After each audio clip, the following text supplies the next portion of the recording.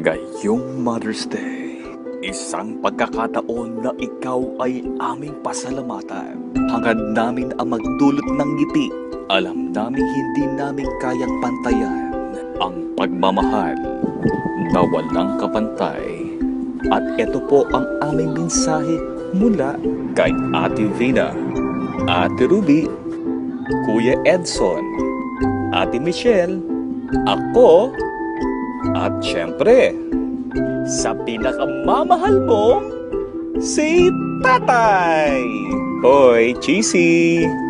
Isa pa, aba, hahabol pa?